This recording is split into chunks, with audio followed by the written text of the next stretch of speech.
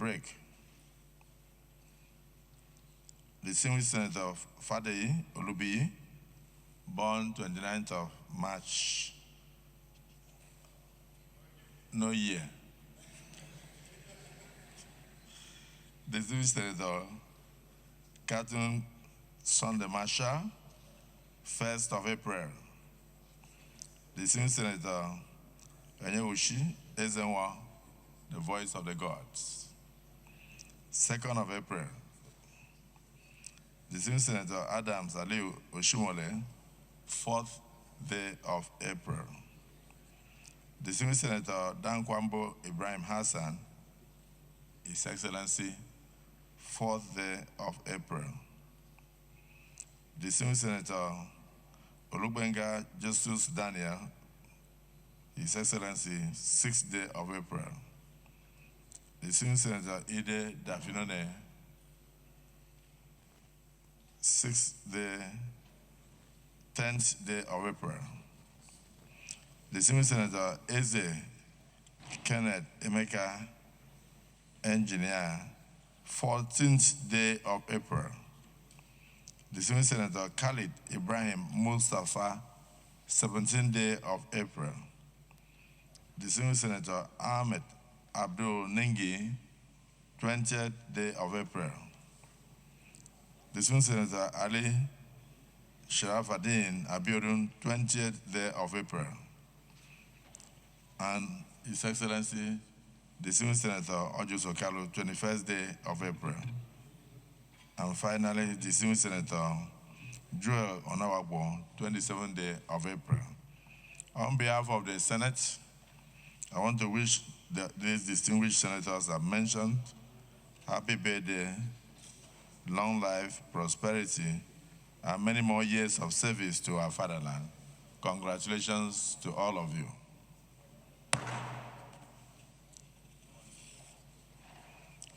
In the gallery today, we have, you're all welcome.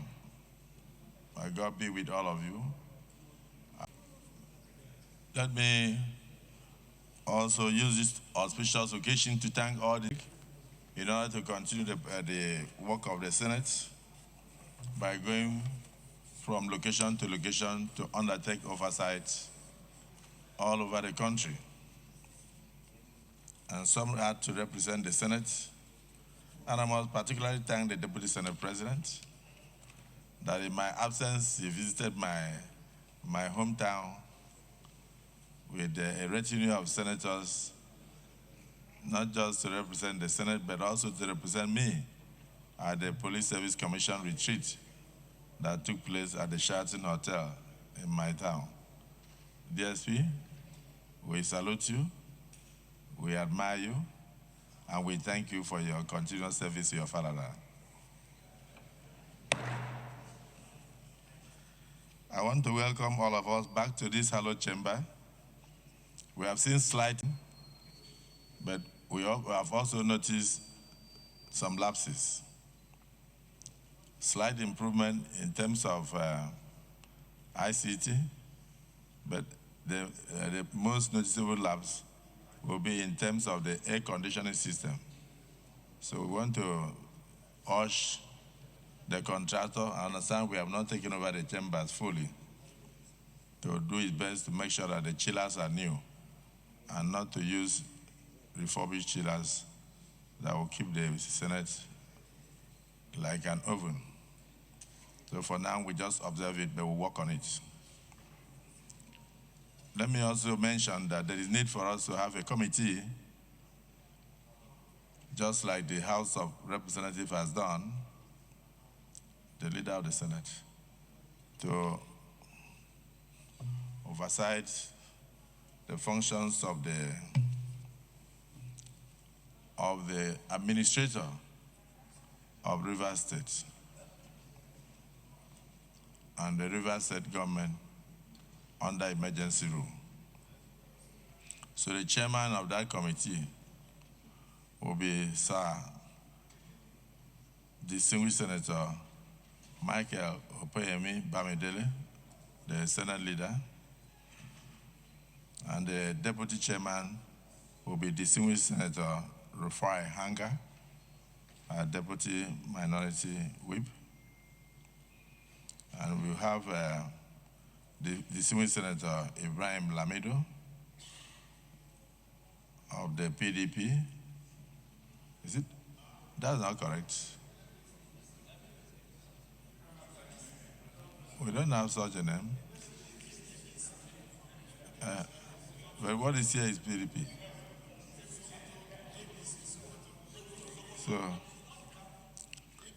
So all the other committee members, the Senate leader will communicate the message to all of them, those who are members of that committee. So if I read now, I will make another mistake. Because I should read?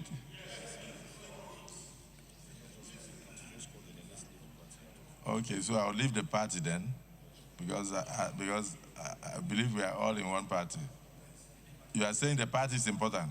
Then why did you write PDP here?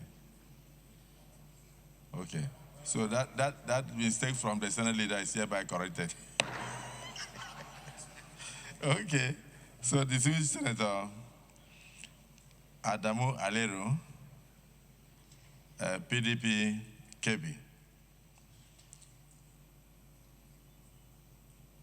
Distinguished Senator Osita Izunaso, APC Imo. Distinguished Senator Osita Ngu, PDP Southeast, the only surviving PDP in Southeast. So, distinguished Senator Kaka Shehu, Senior Advocate of Nigeria.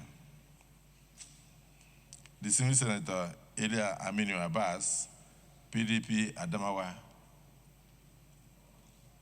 Distinguished Senator Tokumbo Abiru, APC Lagos. Distinguished Senator Adeniyi Adegbomire, Chairman Judiciary, APC Ondo. Distinguished Senator Mohammed Sani Musa, APC Niger. Distinguished Senator Simon Lalong, APC Plateau. Distinguished Senator Asukwa Ikpeyong, APC Cross River. Distinguished Senator Adams Aliu Oshumole, APC Edo. And Distinguished Senator Ireti Kingibe, Labour Party, FCT. Distinguished Senator Onyekachi Nwebonyi, APC Ebonyi State. And Distinguished Senator Idiat Adebule, APC Lagos State.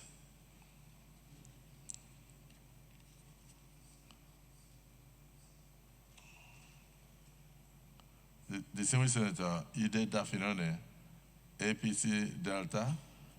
Distinguished Senator Mohammed Maidori, APC Jigawa. And the clerk or secretary of the committee will be Mr. Charles Bala Luri. Charles Bala Luri. So if they need to review, it will be after further consultation with our colleagues. But in the meantime, they are to get to work immediately. So let me welcome all of us back to this hallowed chamber after spiritually enriching and reflective recess marked by the observance of the Easter and the Eid al-Fitr. These sacred seasons, Christianity's celebration of the sacrifice and resurrection, and Islam's culmination of fasting, prayer, and charity, are not merely religious milestones. They are moral mirrors and national metaphors. They remind us of the virtues this country so desperately needs: sacrifice, discipline, patience, unity, and the courage to rise from any adversity. They remind us of the fact that, yes, indeed, whatever we do, We must think more of moving the country forward instead of moving our pockets forward. So let those lessons not remain in the churches and the mosques that we all attended. Let them walk with us into this chamber. Let them speak through our debates. Let them shine in the quality of the laws that we make. Let the burdens on our shoulders, though enormous, be lightened through our unity of purpose. Because no season can better prepare our souls to carry the burdens of this country than the ones we have just passed through. So, distinguished senators, much has transpired in our dear country whilst we were away from the plenary. Our economy continues to stretch the patience and resilience of our people. The rising cost of living, a little bit of increased instability in the energy sector, and the persisting insecurity in parts of the nation. All these demand not just attention, but legislative actions. Legislative actions to support the great work, the executive arm of the government, led by our President, President Bola Ahmed Tinubu, Commander-in-Chief and President, is doing to fix the myriad of challenges which besiege the entire nation. In the Southeast and Northwest, communities still battle criminality and terrorism. In the North Central, farmers and herders still seek protection and justice. In the South-South, the questions of environmental equity and resource fairness remain unresolved. These are not just news headlines. They are the bleeding wounds of our republic today. Our people look to us not for rhetorics, but for rescue. But I believe strongly that there is no river we cannot cross if we put our trust in God and faith in the people who gave us the opportunity to be here. Let us put our faith in God, for He has ordained us to lead us in this hallowed chamber. Both the executive and legislative arms of government must work collaboratively to overcome the myriad of problems. In the media, during our recess, the reform of our electoral and judicial systems and the role of the legislature in sustaining democracy were the highlights. These are not idle conversations.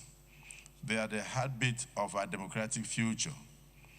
Therefore, let us rise up and meet these expectations in the next few weeks. My distinguished colleagues, let us make no mistake. We are under watch by our constituents. The people are watching. The world is watching the country, Nigeria. Our constituents are also watching very curiously. And history, silent but unsleeping, is also watching us. No test must find us wanting. No challenge must catch us unprepared. Let every vote we cast, every motion we raise, and every oversight we conduct bear the footprints of integrity and patriotism. The task ahead of us this season is as solemn as it is historic. We'll be examining bills critical and national stability must be on the watch. On security reform, economic resilience, education, technology, and youth empowerment, our committees will delve into oversight functions that could unlock the performance potentials of many of the MDAs. Let us carry our duties with the spirit of statesmanship, not partisanship. Let us elevate debate over division. Let us govern with grace and bear no grudge. To the Nigerian people, I say this: your Senate is back at work at the plenary. And we have not forgotten your hopes, nor have we forgotten any hardship that you may be facing. Any hunger that may torment your family, any change that you may be yearning for. We are here refreshed in spirit and renewed in resolve to build a nation where peace, justice will reign and not just mere illusions. We are here to build a nation where progress is not a promise, but a pattern. So help us God. I thank you and I welcome you back to our usual work. May the Lord bless the 10th Senate of the Federal Republic of Nigeria.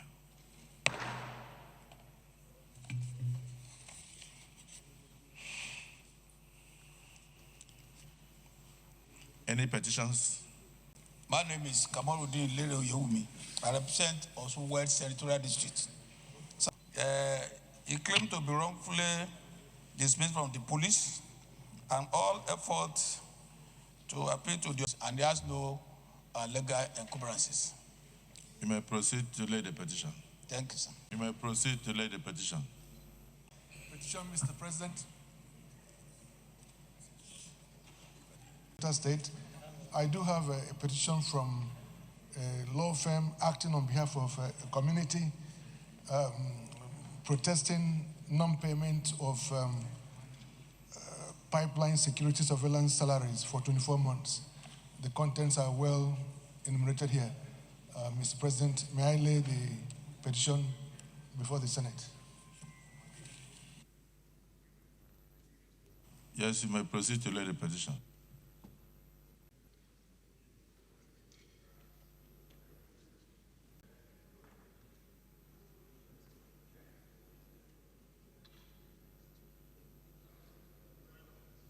The three petitions just laid arise on order 41 and 51.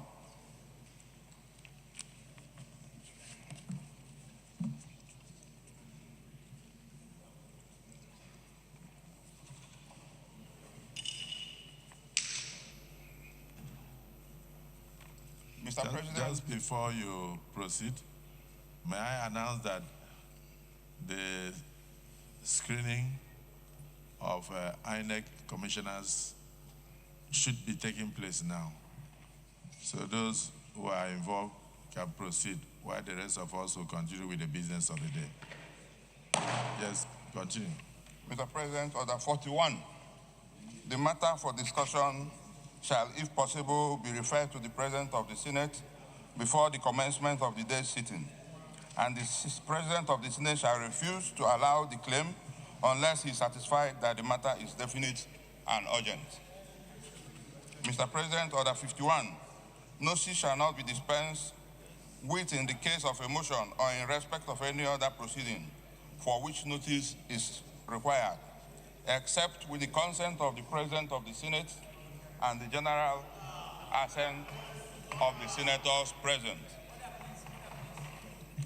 Mr. President, my motion is a motion that has to do with an intervention from the Senate on the challenges that are hindering the effective implementation of the Nigerian Education Loan Fund, NEL Fund. Mr. President, with your kind permission, I'll go ahead with it. I think we have, your motion is noted, but let us, since it's something in respect of matter of urgent national importance, let's hear from another person, and then we take the one that's most urgent, and then we can refer the one that is not so urgent to the next day. So please, your point of order is noted. Yes, distinguished Senator Kau. Abrahaman Kau Sumaila, representing Kano South Senatorial District. Mr. President, my dear colleagues, I am coming under Order 41 and 51, matter of urgent public importance. 41, the matter for discussion shall, if possible, be referred to the President of the Senate before commencement of the day's sittings, and the President of the Senate shall refuse to allow the claim unless he is satisfied that the matter is definite and urgent. Then the second one is 51.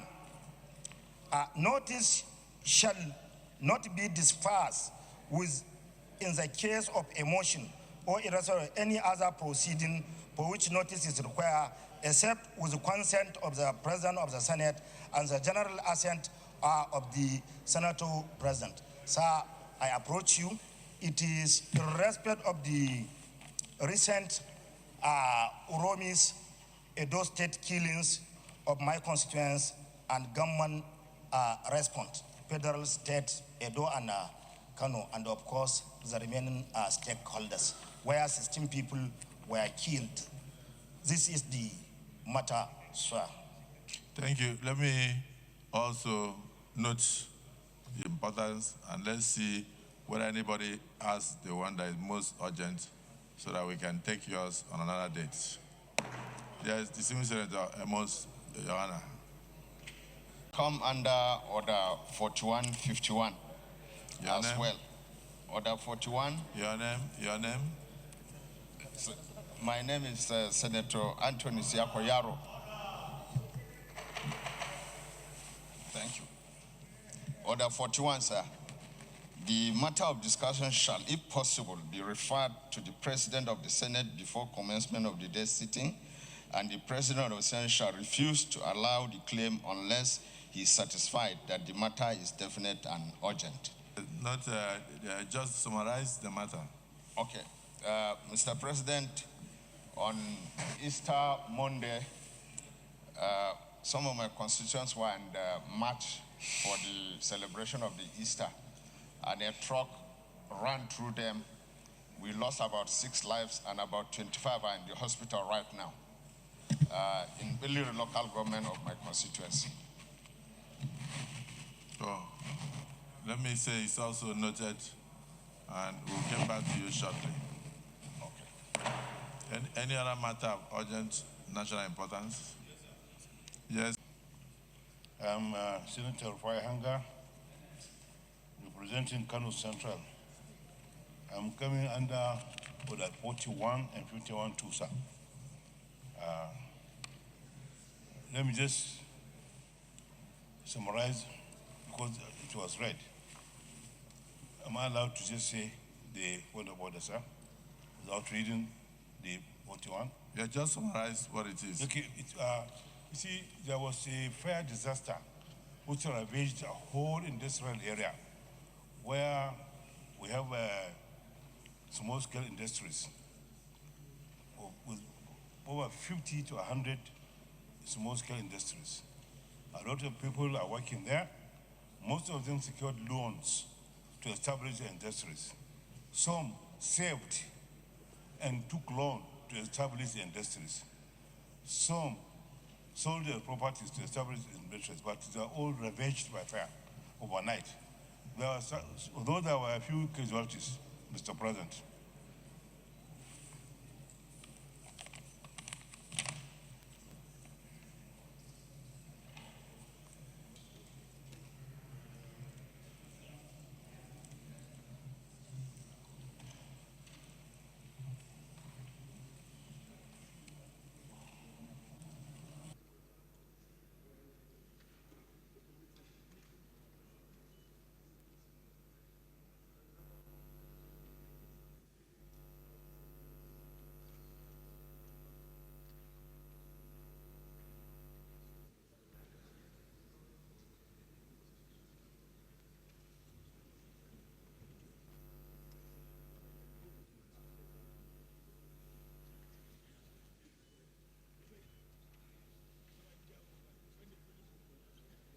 That took place in Uromi.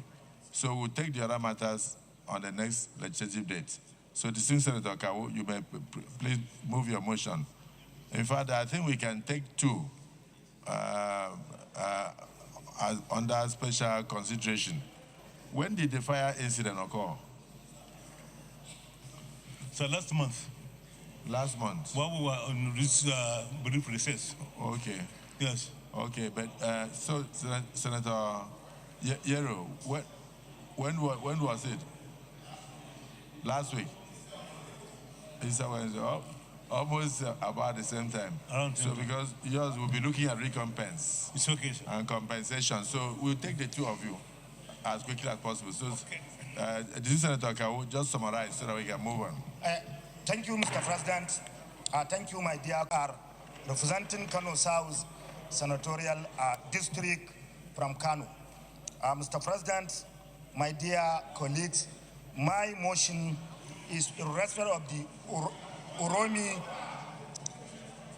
killings, Edo State, and the government response.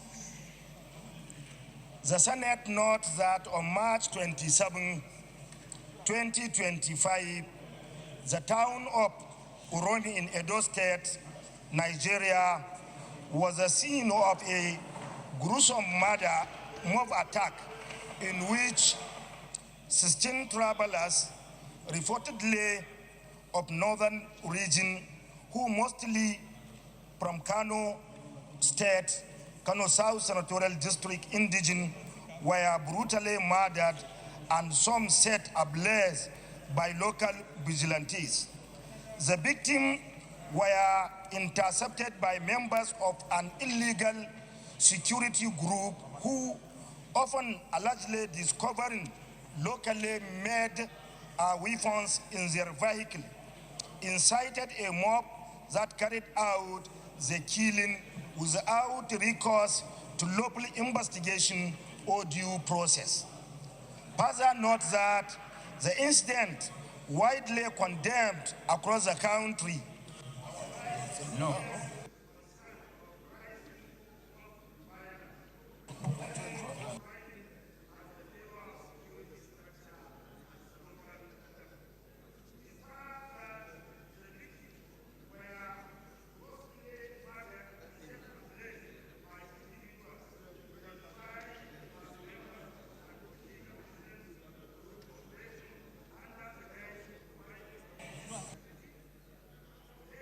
Assailant acting without any lawful authority or oversight, intercepted the victims, accused them of being kidnappers, and executed them publicly without investigation, trial, or evidence, actions that only constitute a gross violation of the victim's constitutional right to life, but also represent a dangerous erosion of the rule of law and chilling escalation in the misuse of self-styled security groups across the country. Further disturbs that the brutal murder of this innocent individual has rendered hundreds of children orphan, many of whom have now been forced out of school due to the sudden and premature loss of their parents. The primary breadwinners of their families.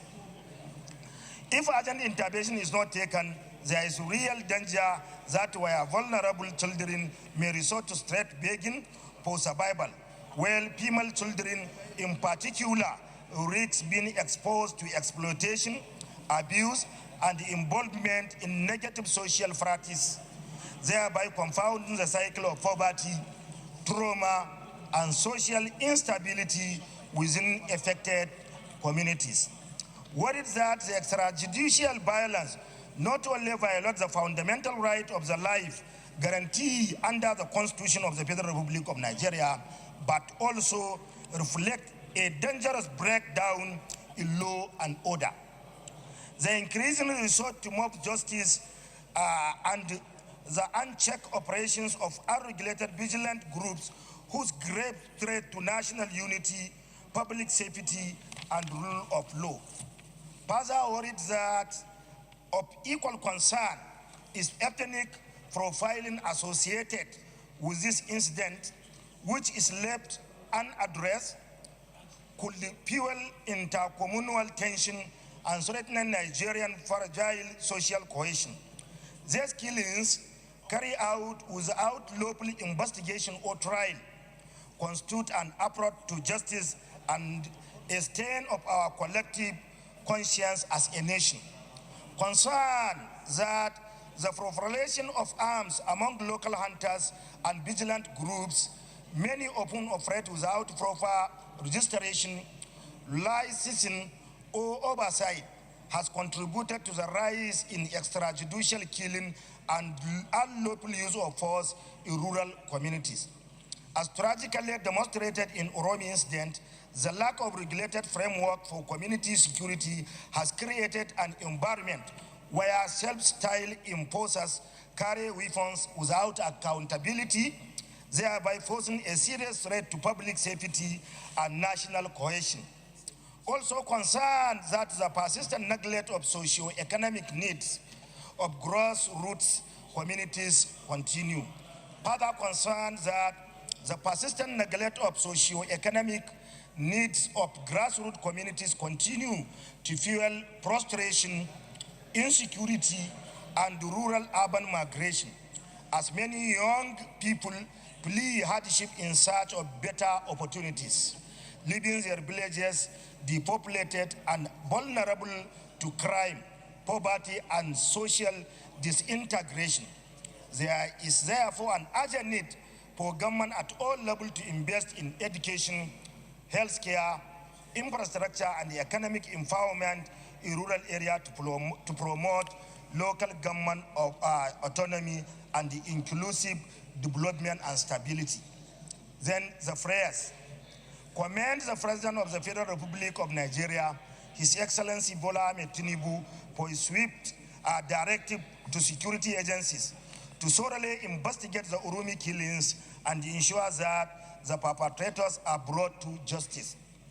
Commend the Governor of Edo, His Excellency Monday, for decisively disbanding the illegal vigilant groups implicated in the killing and constituting a fact-finding committee to prove the incident, and as well as Governor of Kano State, His Excellency Governor Abba Kabir Yusuf, for his proactive effort in promoting peace and showing solidarity with the families of the victim.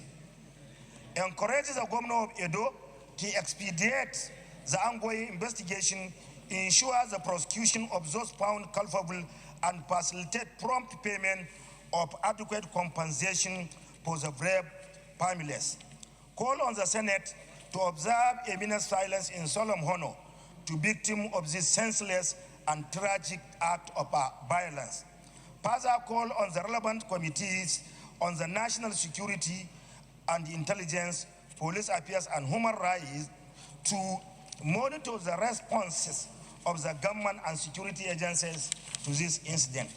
Recommend appropriate legislative measures to regulate and proportionalize the operation of community security output and vigilant groups across the country. Propose reforms aimed at strengthening law enforcement accountability and curbing extrajudicial action all over Nigeria. Call on the National Assembly to prioritize and advance legislation promoting local government autonomy, recognizing the empowerment and well-resources local government are essential for rural development, grassroots security, and reducing the persistent trend of rural-urban migration.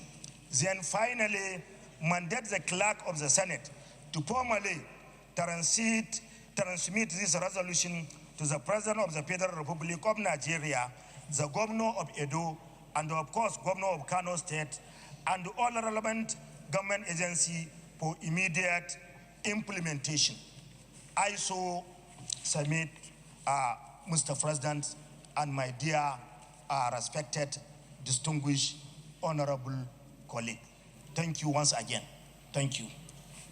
Hope that somebody will second the motion. Deputy Senate President. Barrow Jibrin Kano North.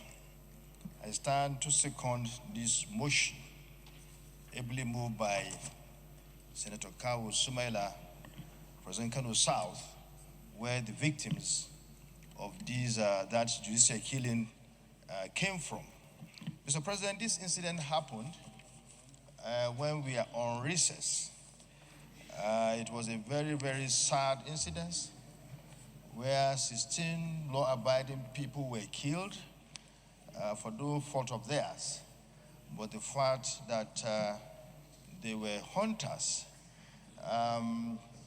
When it happened, there was a national outrage by all and sundry, cutting across the entire segments of this country.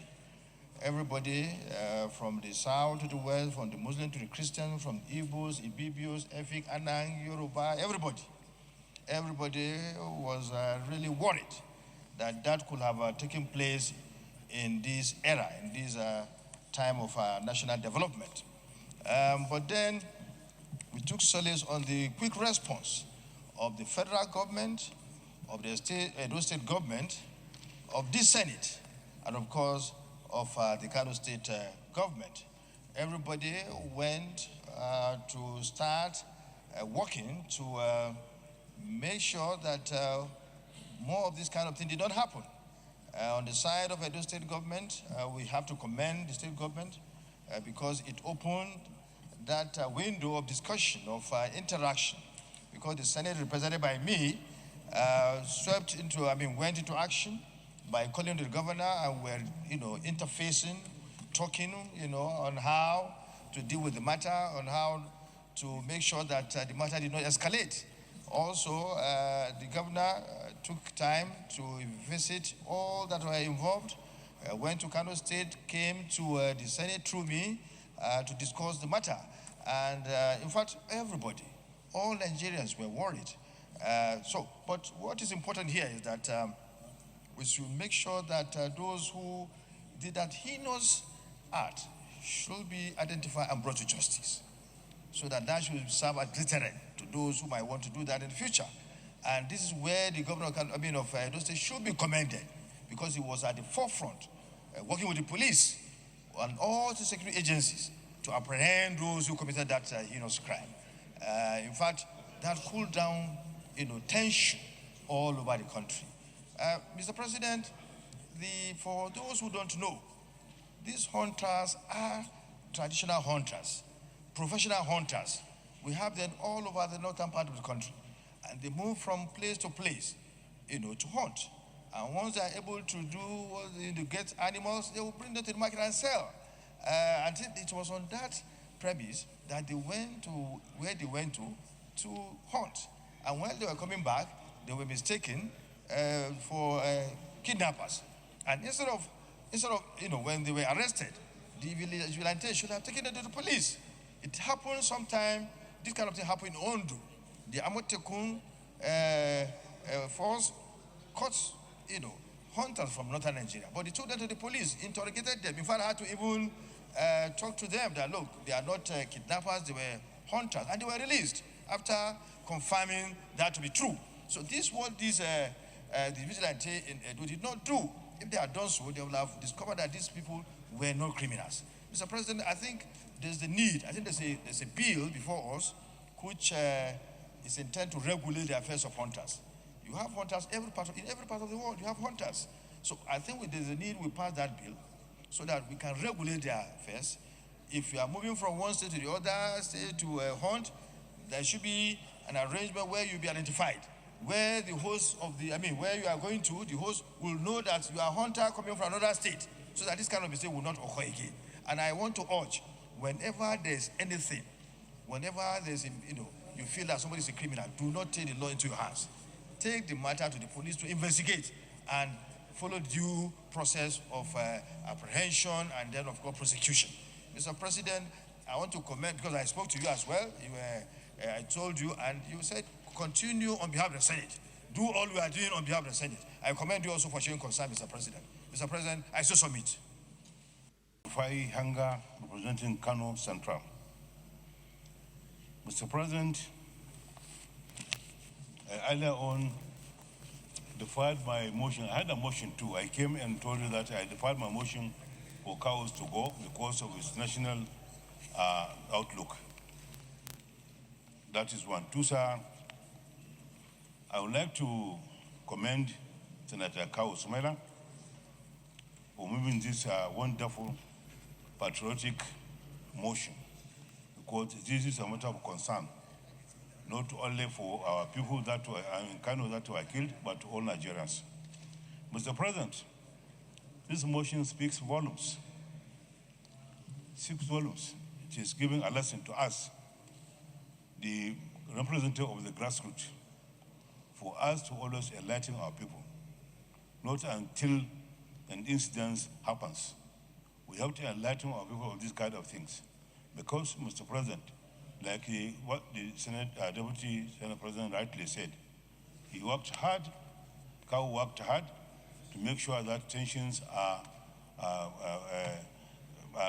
slowed down, because people were agitating that, okay, let us take revenge.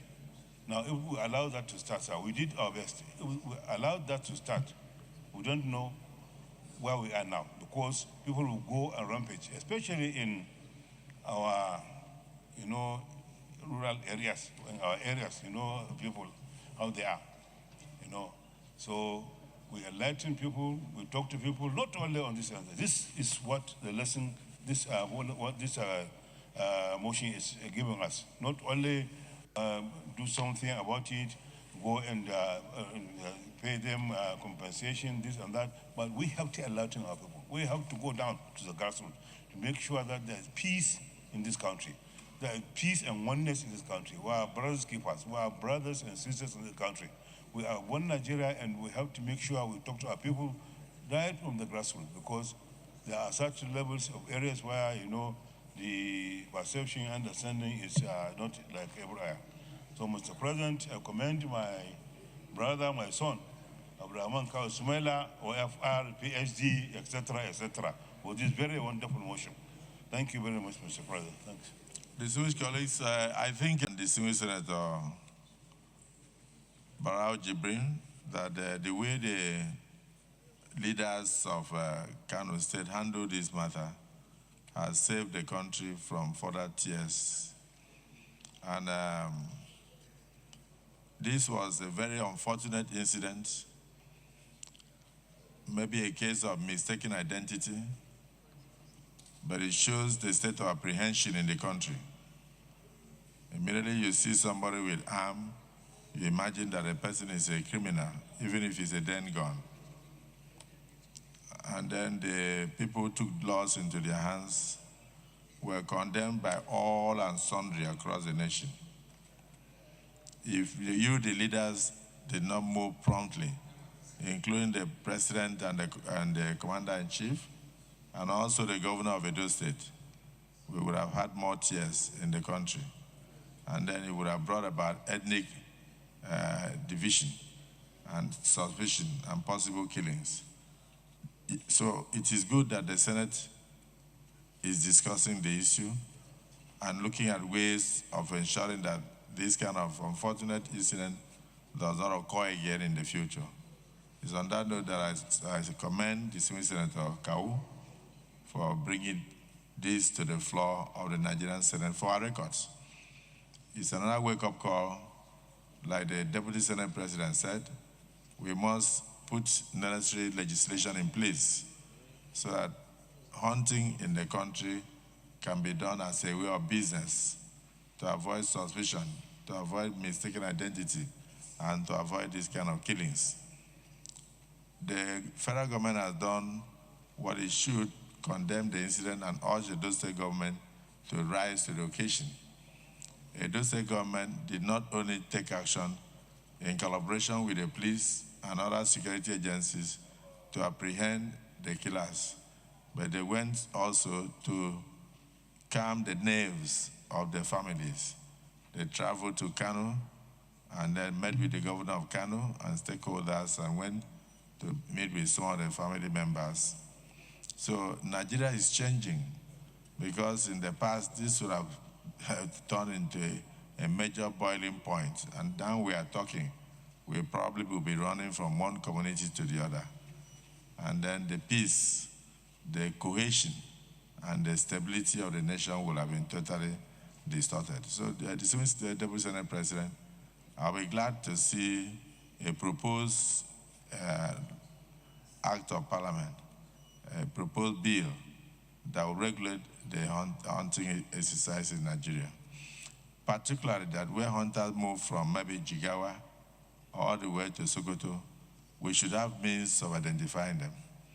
Maybe in the act we can propose that when they move from one state to the other, they should report at the nearest police station. And then the police would register them and probably give them means of identification so that if they are apprehended by vigilante or by even the police itself or the army at the checkpoint, once they show that identification, then they will be allowed to go. And so that we can avoid this kind of unfortunate incident in future. But that it was brought under control is to the credit of mankind and the grace of Almighty Allah. Otherwise, everybody was apprehensive. Innocent lives would have been lost for nothing. So let's go into the prayers, and then we commend those who took part in bringing this issue to an end. Prayer 1.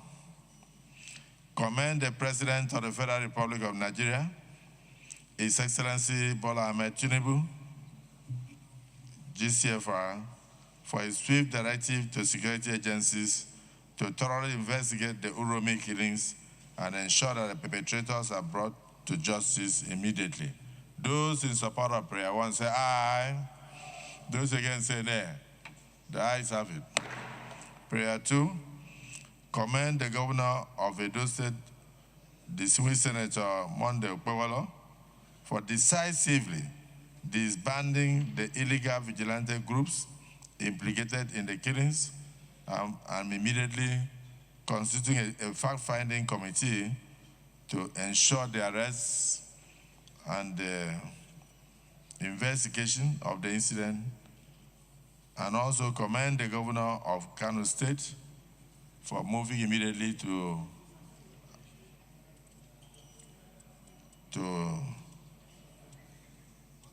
enlighten the people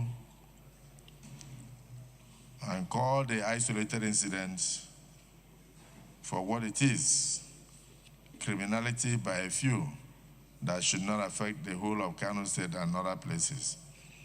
We should also commend His Excellency Abaribe Yusuf for his proactive efforts in promoting peace in this country, showing solidarity with the families of the victims. Those in support of prayer 2 as couch say aye. Those against say nay. The ayes have it. Prayer 3, encourage the Governor of Edo State to expedite action in the ongoing investigations with a view to bringing the culprits to justice and to facilitate the prompt payment of adequate compensation to the bereaved families. Those in favor of prayer 3 say aye. Those against say nay. The ayes have it. Prayer 4, call on the Senate to observe a minute silence in solemn honor of the victims of this senseless and tragic violence. Those in support of prayer 4 say aye. Those against say nay. The ayes have it. We are on prayer 5. Prayer 5, further call on the relevant state Senate committees on national security and intelligence, police affairs and human rights to A, monitor the responses of government and security agencies to the incident, B, recommend appropriate legislative measures to regulate and professionalize the operations of community security outfits and vigilantes across the country. C, propose reforms aimed at strengthening law enforcement accountability and curbing extrajudicial actions. Those in support of prayer 5, A, B, and C as couch say aye. Those against say nay. The ayes have it. Prayer 6, call on the National Assembly to prioritize and advance legislation promoting local government autonomy, recognizing that empowered and well-resourced local governments are essential for rural development, grassroots security, reducing the persistent trend of rural-urban migration. Those in support of prayer 6 say aye. Those against say nay. The ayes have it. Prayer 7, mandate the clerk of the Senate to formally transmit these resolutions to the President of the Federal Republic of Nigeria, the governors of Edo and Kano states, and all relevant government agencies for immediate implementation. Those in support of prayer 7 say aye. Those against say nay. The ayes have it. Yes, additional prayer. Mr. President, the Senate expedite actions to pass a legislation, or I would say the government expedite actions to pass a legislation to regulate the activities of hunters in the country in order to prevent this kind of incidents occurring in the future. And yes, the Senator Monguno. My name is Mohamed Tahir Monguno. I represent Borno North Senatorial District. I second the motion heavily moved by the Deputy Senate President for an additional prayer. I so second. Dismissed colleagues, an additional and seconded by the Chief Whip of the Nigerian Senate. Those in support of the additional prayer that we should proceed to bring a bill, expedite action on it to regulate the activities of vigilantes and hunters across Nigeria with a view to curbing future reoccurrence of this ugly incident. Those in support say aye. Those against say nay. The ayes have it. So I thank all of you for your contributions, and I pray that the souls of the departed will rest in peace, and also that the Senate Committee on Legislative Compliance should also get involved to see to the discussion with the Edo State government with a view to ensuring compensation to the bereaved families so the children will not turn to destitutes, and at least it will be in a position to bring about a bit of succor to this very ugly chapter of our national life. May we rise to observe 1 minute silence in honor of the departed.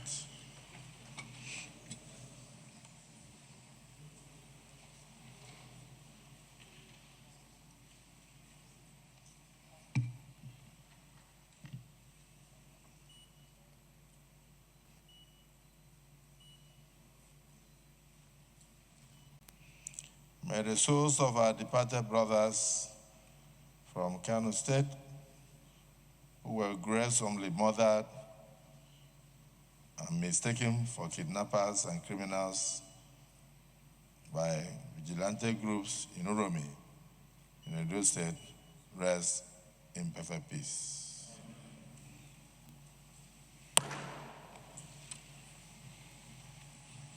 Because of the urgency of the accident that occurred in Senator Yaro's constituency in Gombe State. So we may just give him a few minutes to quickly run through it. Distinguished Senator Siaku Anthony Yaro. Thank you, Mr. President. On Easter Monday, 20th area of Gombe State, where a truck loaded with grains full rammed into the procession of people doing procession for Easter, who were celebrating Easter on the main road. That this unfortunate incident claimed the lives, and about 25 persons sustained various degrees of injuries. Some are very critical and are currently receiving treatment in the Federal Teaching Hospital Gombe and Specialist Hospital Gombe. Aware that the Gombe State government set up a committee to, among other things, investigate the cause of the accident with a view to averting the occurrence in the near future, anytime. Also aware that upon conclusion,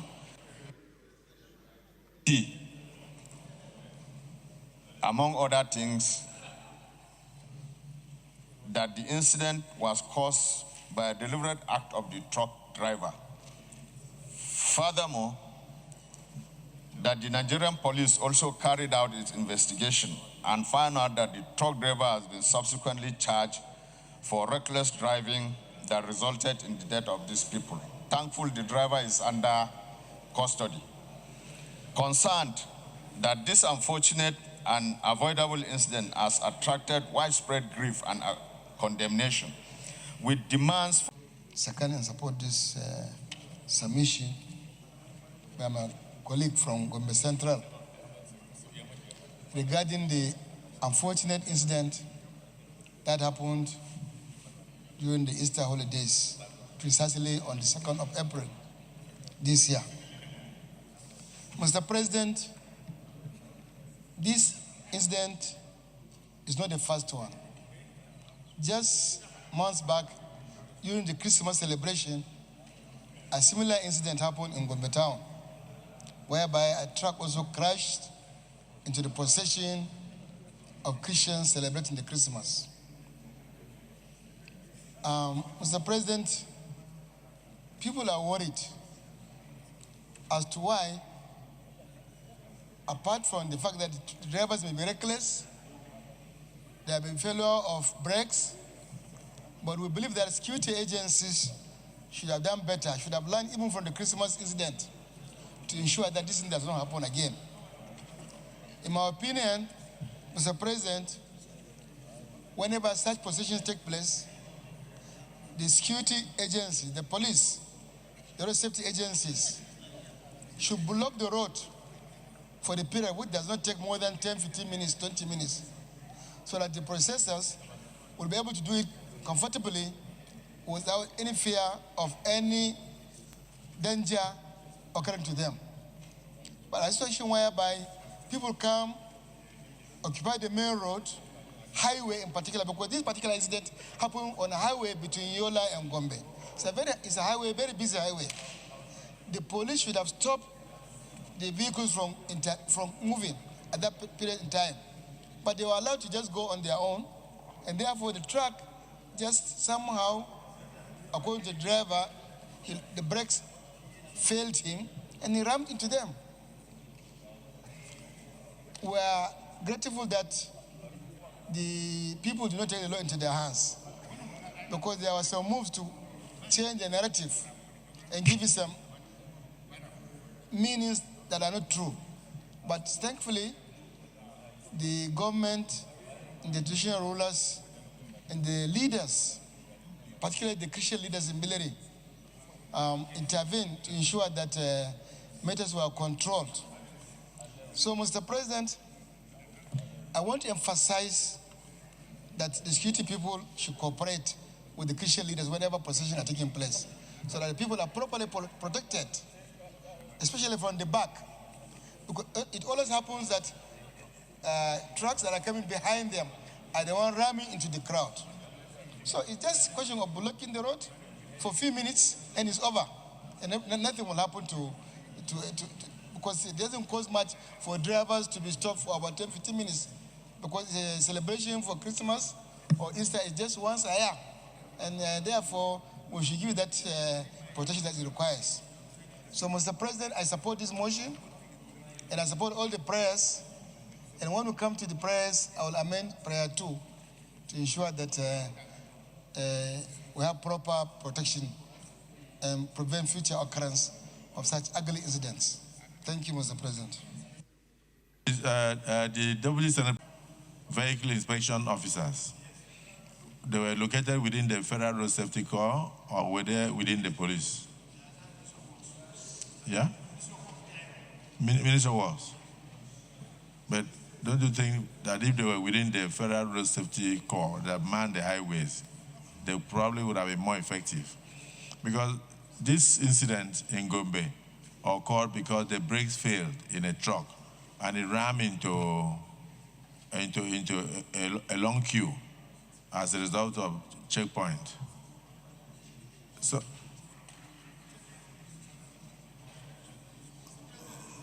yes. Mr. President, there was no checkpoint. That's what I was trying to say. There should have been something like a roadblock to protect the possession. But nothing like that. Just the people went to the highway without any crime. The mover of the motion is saying that they have discovered that the driver intentionally ran into the procession and that it was not because the brakes failed. That is what the Senator is in his motion. It's in his motion. Senator Anthony Yarrow, do you still stand by your motion? That's what the investigation showed, and the video of the incidents. It was analyzed. So it could have been outright criminality. Well, whatever happened, the lives of Nigerians were lost, and over 25 people lost their lives. In any society, you cannot control the attitude of people. Sometimes they could be on drugs, sometimes they could be drunk, and sometimes they could have improper motives. But I think the most important thing is that this has been brought to the fore of the Senate, and we have to sympathize with the people and plead that the relevant authorities should compensate the bereaved families, and also we should also pray that God will grant mercy to the souls of those who departed, and we should also call on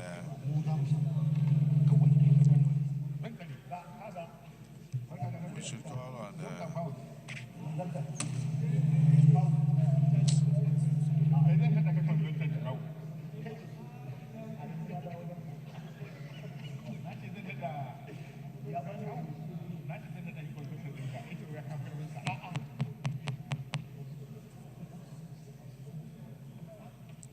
dismissed colleagues.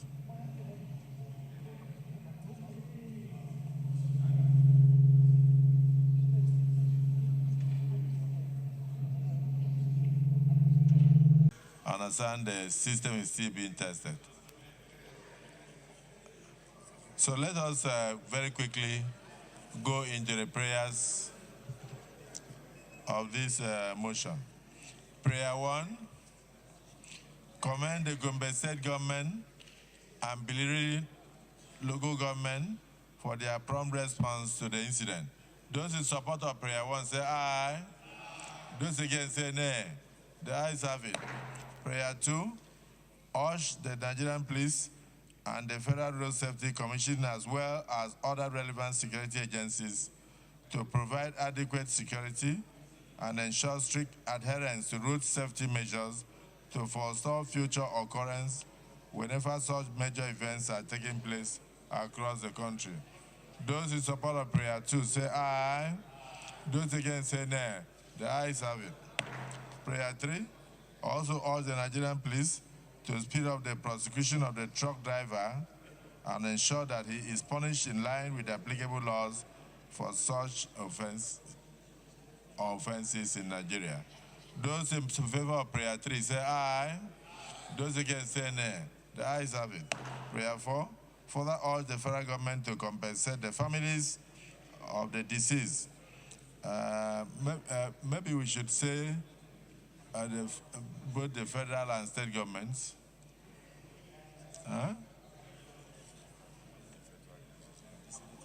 I think, is there anybody that, Senator Mangunu?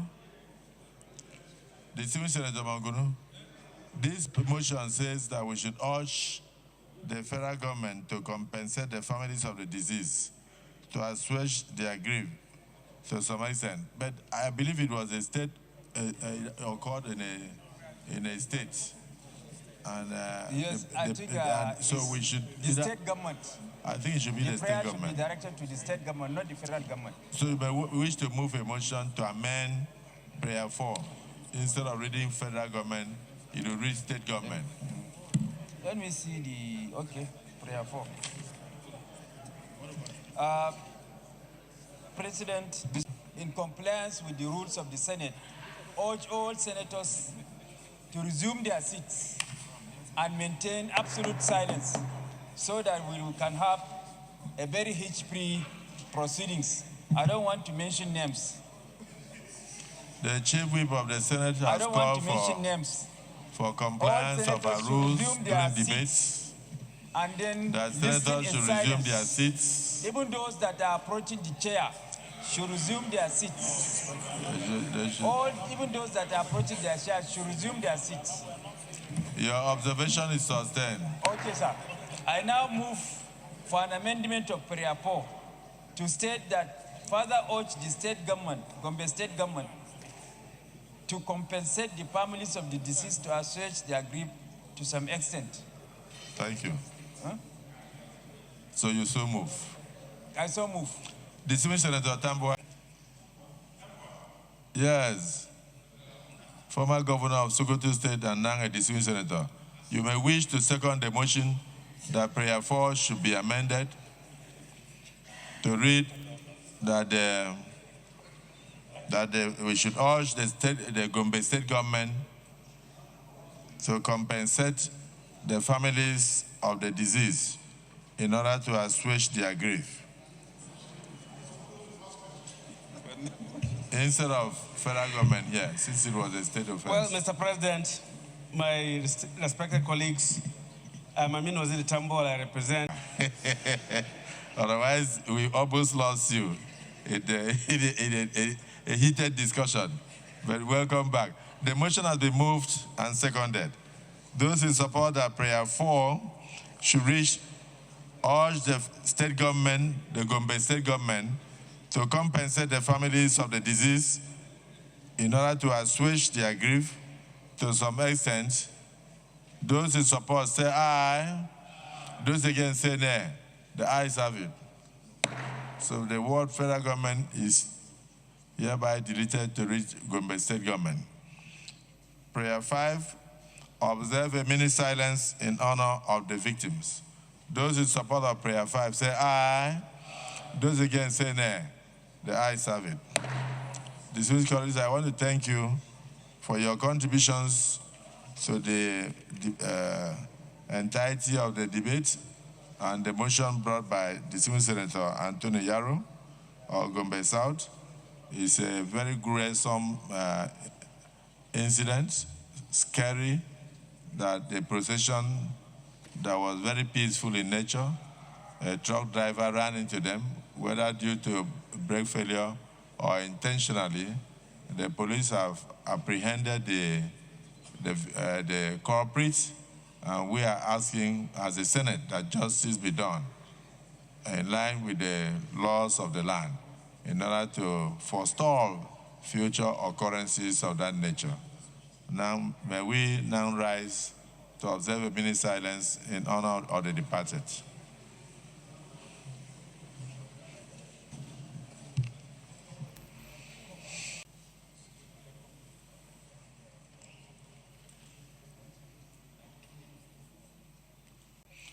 Condole the bereaved families, and may the souls of the bereaved, may the souls of the departed rest in perfect peace.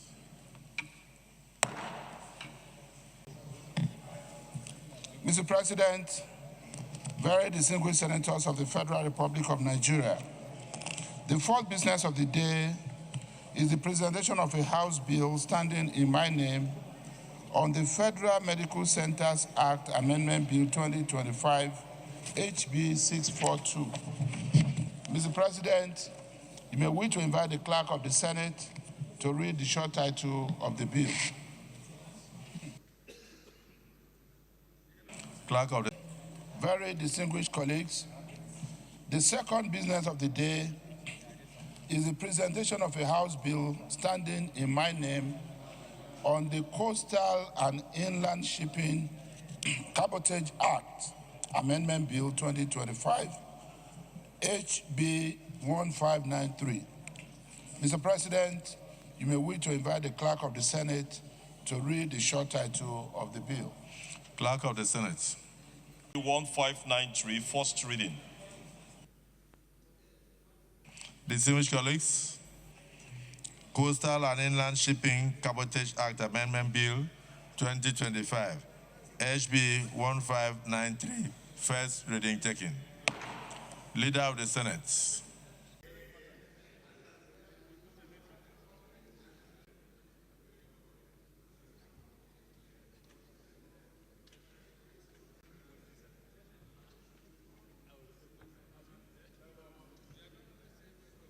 I rise to move that we step down or stand down. Stand down. The what is listed as orders 6 and 7, which would have been the first business of the day and as well as the second business of the day, to enable us go to the second order of the day, which is a motion standing in the name of most distinguished Senator Jimoh Ibrahim Folorunsho.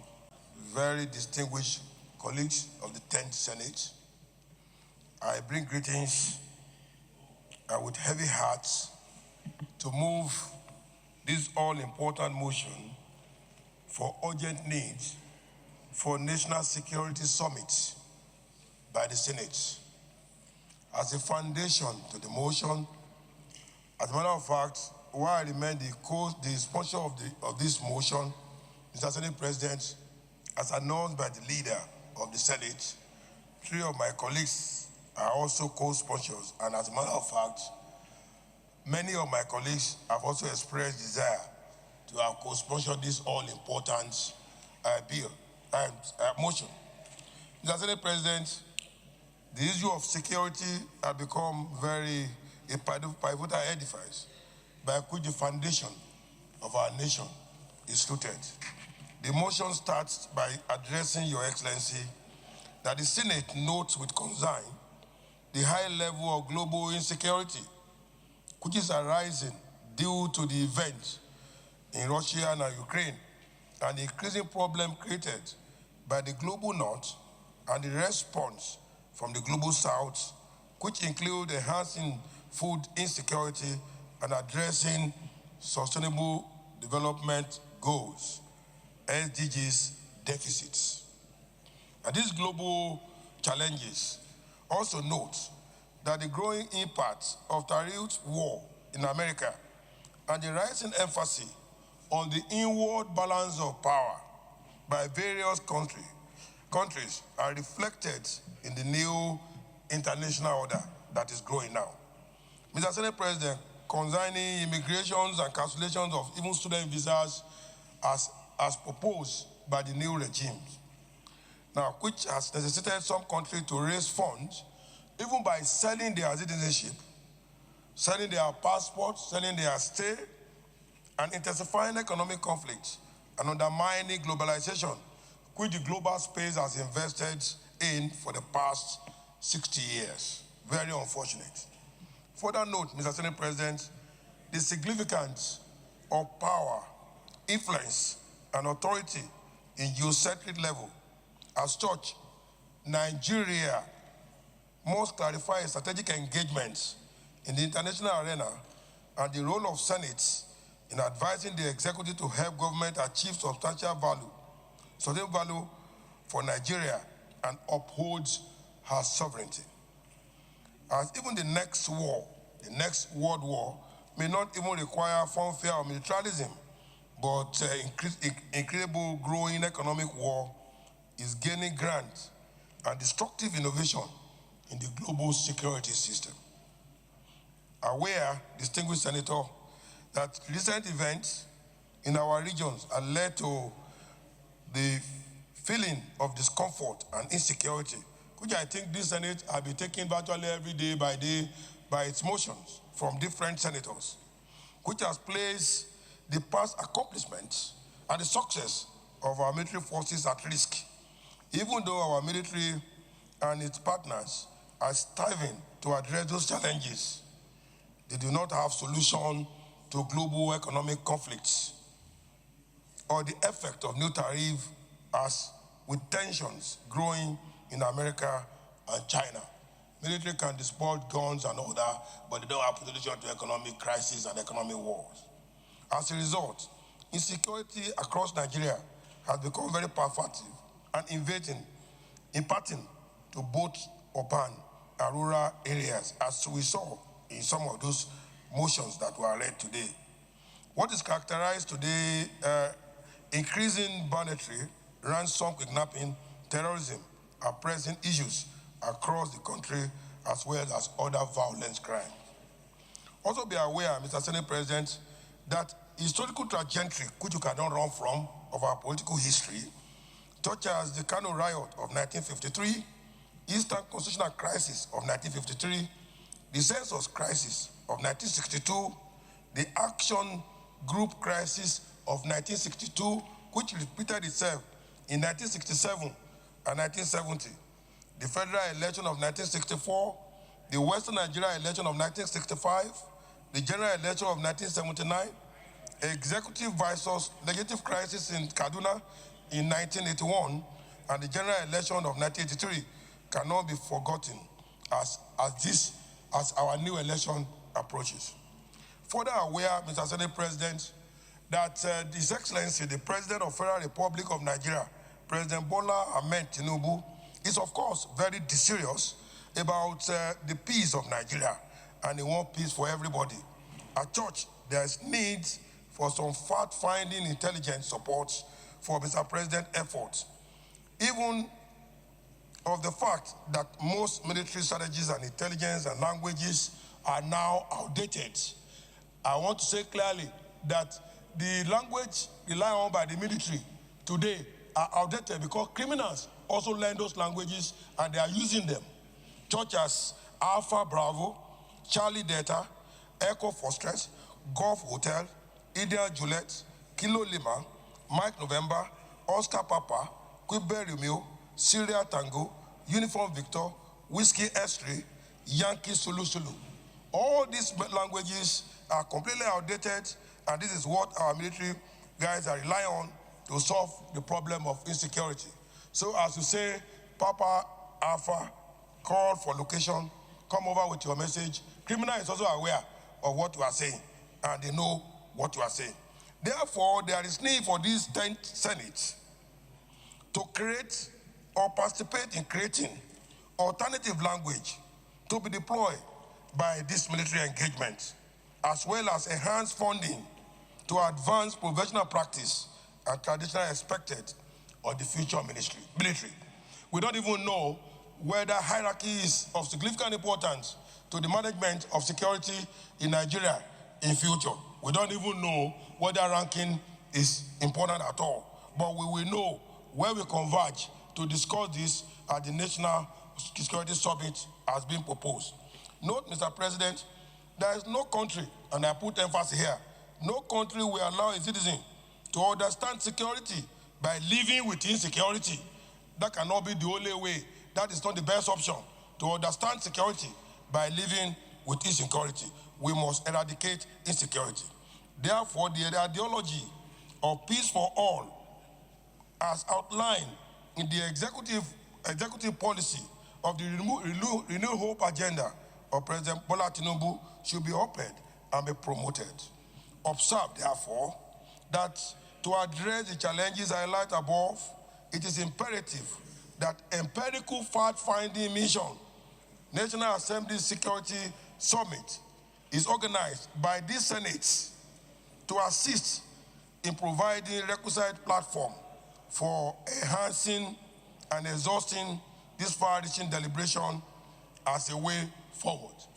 Accordingly, Mr. Senate President, I move this 10th Assembly by saying that we should set up an ad hoc committee very urgently to organize a 3-day national summit in Abuja here, and comprising all levels of government and Nigerians, which includes delegates from the federal government itself, the state government, and the local government, as well as traditional institutions, to propose legitimate solution to insecurity and its challenges in this country.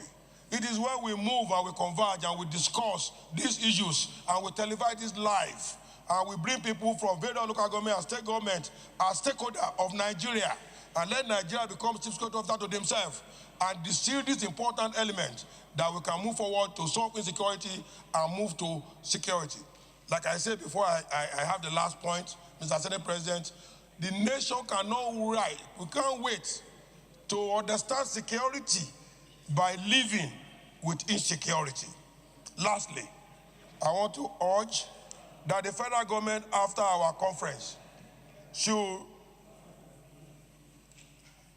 implement whatever we were able to come up from that summit as a policy based on the outcome of the National Security Summit. So we have been discussing the security every day.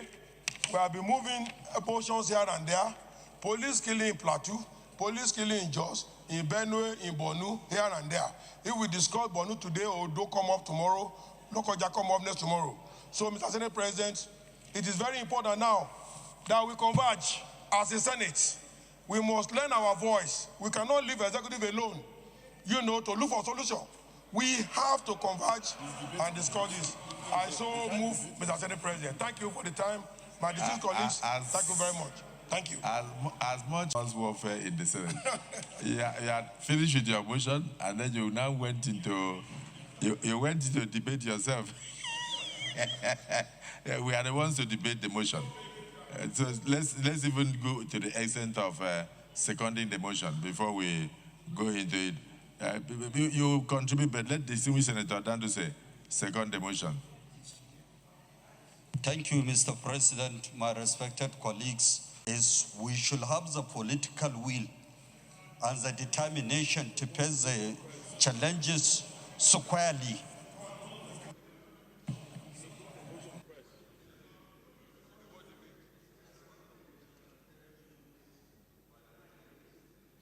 By my respected colleague, Senator Jimo Ibrahim, and I so move. And I want to add my voice on this very important motion because it affected me on daily basis. Proceed. Mr. President, my respected colleagues, this issue of insecurity is a global problem. This issue of insecurity is a global problem, it's a global challenge. It's not a Nigerian problem alone. Have a political will and the determination to make the situation very responsive in terms of passing it squarely. The security agencies lack collaboration and lack intelligence gathering because most of the attacks need to be tracked and need to be foiled before even the attacks came. And if you look at the general situation we have in this country, the security that are saddled with the responsibility, most especially the police. The police are not doing enough because when they came out in the morning, in the night, they allowed the criminal elements to go and do whatever they are supposed to do. And another very important issue, most of these securities were assigned to VIPs and they are overstressed. So they are supposed to be called to order to face the challenges. And another very important issue is to have a state police so that they can face these criminal elements squarely because there is a foreign machineries who are operating without looking at the general situation of the masses because they are callous, they don't even care about anybody. They operate in the morning and they operate in the night. So, Mr. President, this summit is timely, but the unfortunate situation we have to face and have a sustained and coordinated operation to face these criminals and also make sure that this country is cured because Nigeria is blessed. We have no other countries than Nigeria. We have to face these criminals squarely and we have to come out with law. Anybody that was found guilty must be dealt with accordingly, whether by death penalty or by life sentence, because these are the issues that we are supposed to come as lawmakers to ensure peace and stability of this country. No country will succeed without having peace and security of our citizens. Mr. President, my respected colleagues, I know the President and the Commander-in-Chief is doing enough. They are giving funding, so there is need for monitoring and evaluation of that judicious resources are spent accordingly. And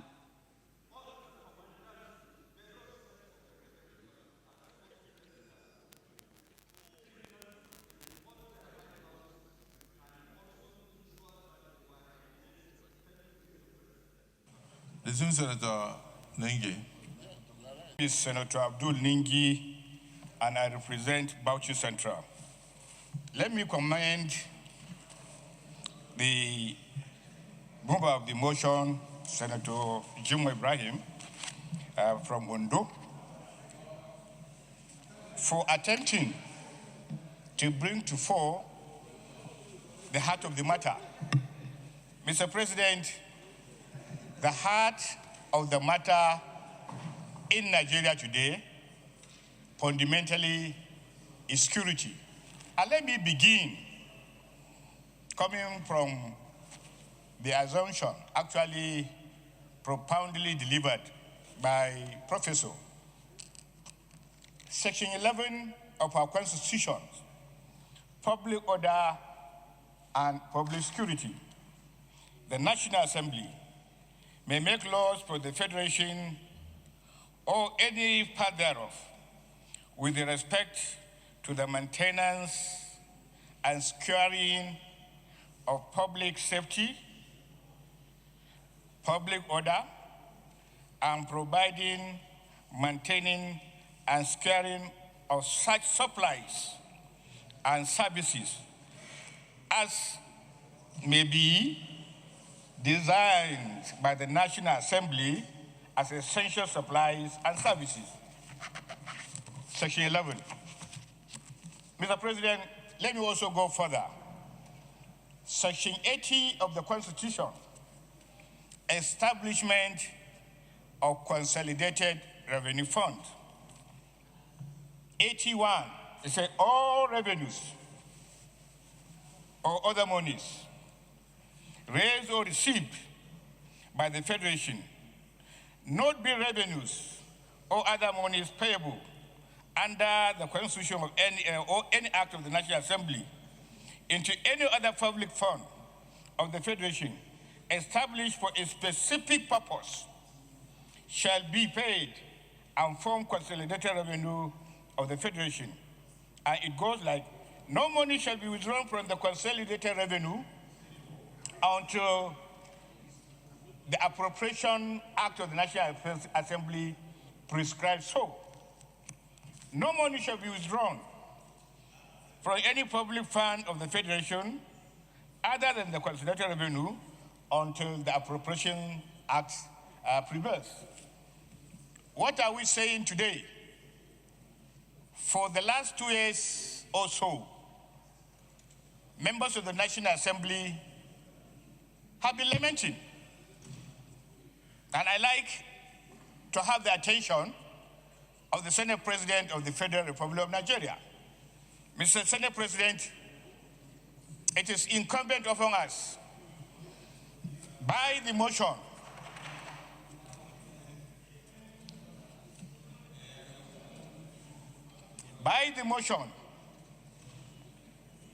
ably presented today, let's put mirror into our faces. We are not representative of the global world. We are representative of Nigerians who elected us to come here. And therefore, whatever happens to us as Nigerians, we carry the burden.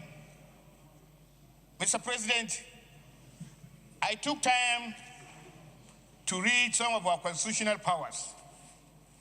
And I would like to also recall your speech on the second session of the 10th Senate. And in your speech, you made mention of the fact that if security is the only thing this National Assembly will achieve, then it is all will go home and dry. Mr. President, 2 years down the line, what can we say is our achievement as a parliament.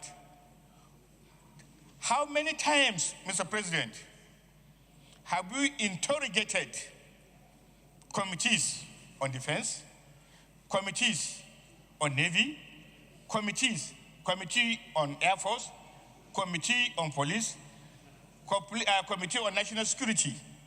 These are committees that set out to achieve what the Constitution says we should achieve.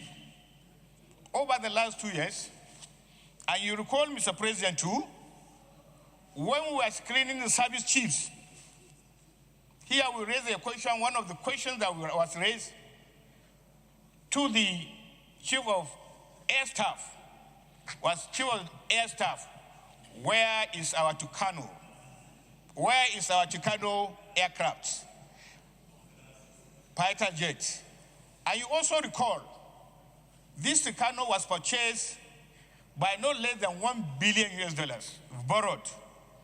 And the answer given to the parliament by the Chief of Air Staff was, Tucano is in our domain, but we can no longer use Tucano because they have signed a contract which limited the operations of this Tucano. If you know ab initio that this Tucano has limitations, inhibition for usage, why in the first instance did you buy them? How much did you buy them? Who ordered the contract? Who did the procurement? Where are the Tucanos physically? Mr. President, we cannot. We're having a divided.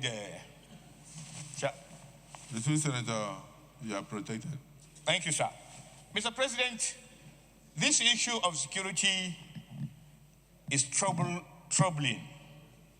And day in, day out, we are losing our servicemen to this insurgent. Day in, day out, all across this country. It is not one state or the other. It is almost all the 36 states of the Federation. And I'm not going to stand up and claim that the president is doing his best. The only time that we can say the president is doing his best is when we interrogate the implementation of the 2023 appropriation, the implementation of the 2024 appropriation as it pertains to security. You recall, Mr. President, the National Security Advisor was invited last year, and he came forward and told us point blank that not enough appropriation was released to the security apparatus. We are here in the very comfortable confines of Abuja, but I can tell you in a very short time, I'm not a pessimist, in a very short time, if care is not taken, these bandits that are running towns and villages in Benue, in Zamfara, in Sokoto, in Kebbi, are gradually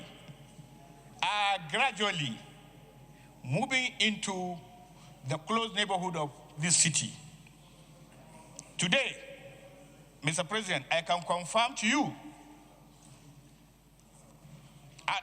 authoritatively that you can no longer go to Kwali, go to Kubwa, and these suburbs beyond 9 to 10 o'clock in the evening because of fear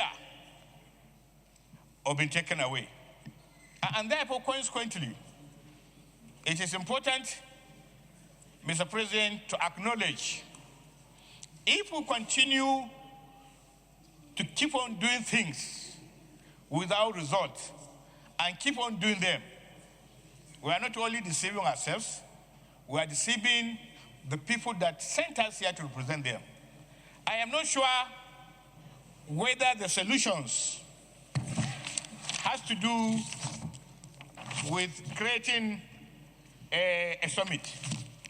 First, Mr. President, we must be able to interrogate our committees in a session whether executive to come forward and informed us what goes into their budget 2023, 2024, 2025, and what comes out into the implementation of the budget. Secondly, I do not think it will be fair to the security chiefs if we just go ahead and do a security summit.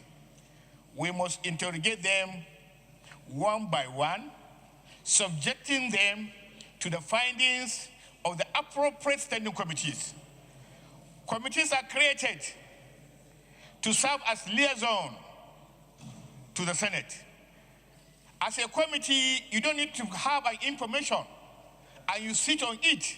Sitting on it will not give you any desired effect. Once you have security reports and the security architecture of this country, you could visibly see they are getting overwhelmed. Lastly, Mr. President, in the course of the interrogation, let's find how many number of military personnel do you have? How many are in the Air Force? How many are in the Navy? How many are in the Army? How many are in the police? How many are in the Office of National Security Officer? How many are in the NIA? And so on and so forth. We can't sit down and begin to believe that when we speak big grammar, it will solve the problem. It is much, much more than that. And Mr. President, like I said, during the speech, your speech on the second session of the 10th Senate, the second session of the 10th Senate, this is a matter that you must lead. This is a matter that you must personally lead. It is not just enough to assign these responsibilities to committee chairman, because I don't like to assume that this committee chairman failed. But I would like to believe we have not called these committees to action, interrogate them, to be able to find out what are they actually doing. And not only all these security committee, every committee, it is the responsibility of the leadership, of course, under the leadership of the Senate leader, to interrogate committees. What do we do? What are we doing? What are we doing right? What are we doing wrong? And then the chamber will also contribute. I believe speaking in this manner, in plenary like this, is not going to bring any solution. And I believe the points raised by Senator Yumo, they're apt, they're germane. But I believe security summit is not the solution. It's much, much, much more than that. We need to do our homework. We need to bring data. We need to go to see the president with bad data. Lastly, sir, it makes people a lot of wonder about so many things going under the leadership of the security support. I'm not questioning their integrity, but I believe the servicemen are not getting their due protection, their due appreciation. They are not getting their due. They are not being paid back. And you see, in the last 20 months, we have lost almost 520 service chiefs, all servicemen, all across our armed forces. For how long can we continue to lose them? And the thousands of people, thousands of Nigerians that have been kidnapped on a daily basis. It is no longer any issue. People come to house and they'll just kidnap you. And when you pay, they release you. And nothing has ever happened because the security servicemen are incapacitated. They are handicapped. Finally, last week on my way out of Lagos, I met someone who told me there is a possible invasion of Mahmudawa, a security outfit, all the way from Mauritania, and they are getting into Kwara and Oyo, and they are beginning to settle down there. Today, sir, the entire suburbs of this city called FCT is surrounded by illegal miners. And you remember what put Zamfara at the core terrorist streaky area is mining. The entire gap between Abuja and Lokoja has been taken over by illegal mining. And they do it openly, clearly openly, and nobody questions them. And people are busy buying plots between here and Kuje and Lokoja, just because we were told there are mineral deposits there. And therefore, the business has opened. And when you open that kind of business, make no doubt about that, the entire populace of this city is at risk. I shall submit, Mr. President. Distinguished colleagues, if you notice the summit or a security retreat, it is, and then Senator Ningi has raised a vital issue, which is, are we interrogating the chairman of our various security committees in the Senate? Chairman of Defense, Chairman of Navy, Chairman of Army, Chairman of National Security, Chairman of Air Force, and all. Are we even interrogating them? That is the question. And that the Senate leader ought to periodically compile the workings of the various committees and report back to the Senate. But that has not been done because he is probably yet to have a meeting with all the Senate committee chairmen. And then he should be able to get written reports from them and communicate them to us. We don't need to discuss it in plenary. We can do so in closed session. So, but the question we need to answer now is that in view of the escalating insecurity in the country, which sometimes may be politically motivated, sometimes may be as a result of movement of farmers or headers here and there, and sometimes maybe as a result of terrorism and intentional acts of sabotage of the government or a direct attack on Nigerians from our enemies, from foreign countries.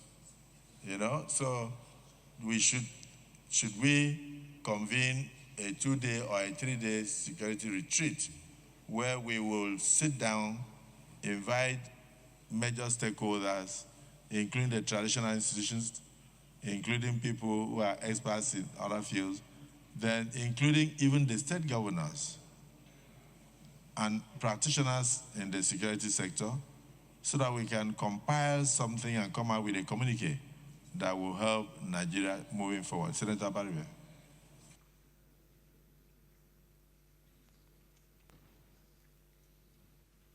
Thank you, Mr. President. Where is Mr. President? You don't see well.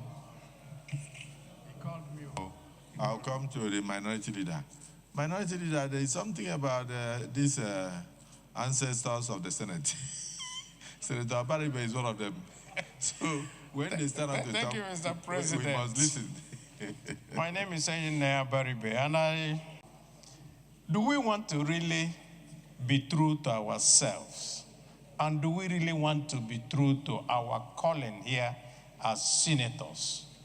And the reason why I ask that is very simple, Mr. President. I have been here for a very long time. And for each session I've been here, we have had security summits. Each session.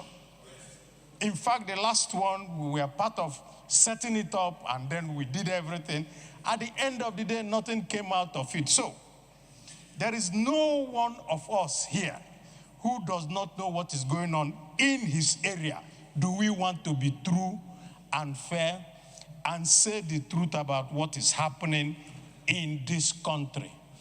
If we want to be true to ourselves, then we can go ahead with a summit, then we can deal with this matter. But if we're just going to stand up here to now make statements so that people will see us on television, then I want to profound, Mr. President, that we will just end up doing exactly what we have been doing, make statements, and nothing will come out of it. I so submit. Mr. President, distinguished colleagues, Mr. President, I want to think that what is before us here now is whether we should convoke the National Security Summit. And Mr. President, if you ask me, I will say the answer is yes. Because, Mr. President, security is everybody's business. And these security challenges occur in various parts of Nigeria in various dimensions. It has become increasingly compelling, therefore, Mr. President, that in providing security solutions to our security challenges, there is no one-size-fits-all. And so, every day you read in the social media, senators are held responsible for insecurity in their various domains.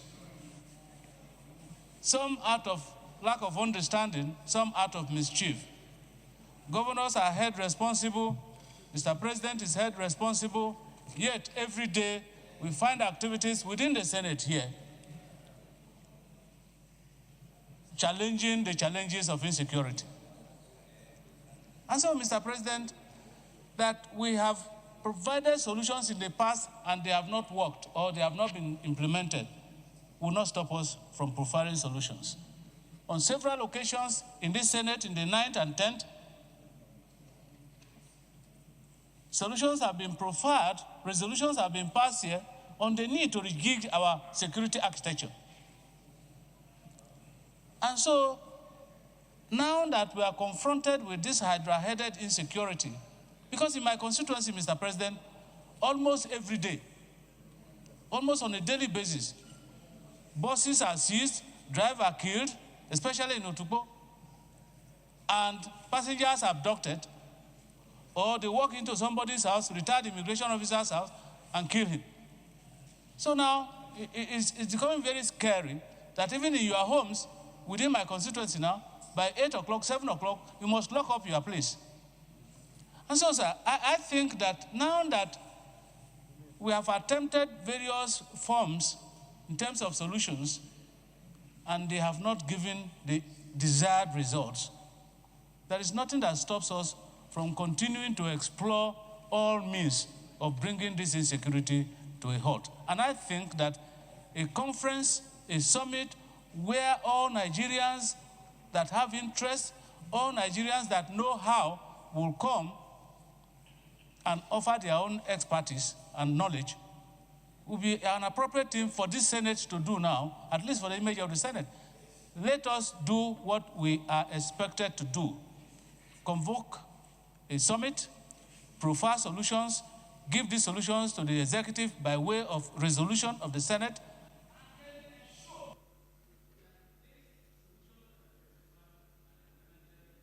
by the executive. I think that way we'll be moving towards finding solution to the problems of insecurity in our country. Thank you, Mr. President. So is there anybody that is opposed to, Senator Zam, what is your opinion? I'm coming. Your Excellency, the Senate President, the security challenge this country is going through, I think I am the one. That is why I co-sponsored this motion.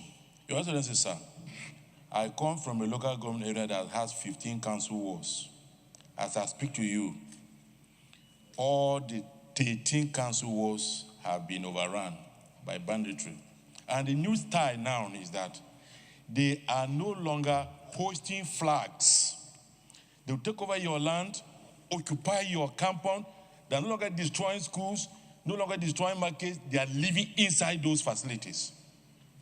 As I talk to you, I am not even sure the president is aware of the enormity of the problems confronting Benue State and other states in the north-central Nigeria in particular. So, sir, this is a very serious matter. Time was when these people were hosting flags to establish themselves openly for the federal government to know that there was a challenge. They have now changed tactics. they have taken over most of states in the North Central. And there appears among leaders of these sub-national units, they're not talking, either for fear of being accused of not fighting hard or for whatever purpose. So this security summit is very essential. It's very, very essential. So that we will speak. I want to associate myself with the submission made by Senator Abamuru, that as a Senate, let us come out and tell the world that this is our own position. Let us make recommendations. If there is failure on the part of any other organ of government, let the failure be established on that part of the government. But as a Senate, we owe our people a duty to speak out, to recommend solutions, and then allow the executive to implement or not, so that we will not be completely condemned alongside with any other person who is supposed to play their own rules. So I wholeheartedly submit that there is need for the national summit to take place, and the Senate should drive it. That is our job as the representatives of the people. We should be seen as not just talking, but doing the needful. So I support the convocation of national summit. Thank you, sir. Mr. President, there is nothing we have not discussed here in this Senate, particularly the 8th Senate and the 9th Senate, where we had security summit. In fact, if I could recall vividly, we had 3 security summits in this Senate, and we made very detailed recommendations to the executive branch. And those recommendations, unfortunately, were not implemented. Mr. President, what we need is not security summit. We need to discuss with the service chiefs here in this chamber, one by one. We engage them into serious discussions. We tell them the emerging development, particularly the Lakurawa that is invading northwestern part of Nigeria, and also they are invading north central part of Nigeria. Just of recent, there is a new development, a new security threat, a new armed group called Bamuda. They are invading Niger and Kwara states, and very soon they'll reach Oyo State. So, Mr. President, we need to discuss with the service chiefs. There is nothing we have not discussed at the security summit. If they come, let them tell us the strategies they are using to overcome these security threats. I don't believe that having security summit is the answer. Else, what we did in the past, what happened? All the recommendations are there and they are not implemented. So I'm of the opinion that we should call the Inspector General of Police, we should call the National Security Advisor, we should call the Chief of Army Staff, the Chief of Air Staff, the Chief of Naval Staff, the Chief of Defense Staff, and we sit with them here and discuss thoroughly. And we hear from them the solutions they'll come up with. And Mr. President, we shouldn't even talk about, taking only kinetic measures. There are non-kinetic measures that need to be taken on the part of the federal government and the state government. Virtually everything is now loaded on the federal government. When it comes to non-kinetic measures, state governments have a responsibility. Local government have a responsibility. It is by so doing that we will be able to overcome the security challenges in this country. I thought I meant, Mr. President. Distinguished colleagues, this issue has been exhaustively on the Security Summit to the federal government for implementation. Those in support that the Senate should be in the forefront of convoking a national security summit with a view to discussing the entirety of the security situation in the country, profiling solutions, and at the same time rejigging the security architecture to enable us save the lives and properties of our citizens and give them hope and an opportunity to bring their inputs. Say aye. Those again say nay. The ayes have it. So the Senate leader, he will come out tomorrow with the composition of the ad hoc committee to plan the security summit. The security summit will compose of delegates from the states, delegates from the traditional institutions, from the student bodies, from communities affected by the insurgency, and also we will invite our colleagues in the House of Representatives and relevant committees to be part of it, and we also invite security experts to talk to us in addition to getting the executive to also partake, so that we will have a holistic discussion and debate because security is everybody's business. I want to read particularly a paragraph in the motion that led to this. Senator Jimoh Ibrahim, while moving his motion, said that further aware that President Bola Ahmed Tinubu is serious about the peace of Nigeria. As such, there is need for some fact-finding intelligence support for Mr. President's efforts, even of the fact that most military strategies and languages such as Alpha, Bravo, Charlie, Delta, Echo, Foxtrot, Golf, Hotel, India, Juliet, Kilo, Lima, Mike, November, Oscar, Papa, Quebec, Romeo, Syria, Tango, Uniform, Victor, Whiskey, X-Ray, Yankee are no longer exclusive to the military. This is worrisome. By the time we have that security summit, you realize that the reason why these things have leaked to militants is because we also have a problem. The discipline, sometimes we are high-handed. When the police will throw away trained officers for minor offenses, when the army will, out of discipline, sack over 100 soldiers, many of them will go into training of militants, and then the languages that they were taught will now be passed to the militants.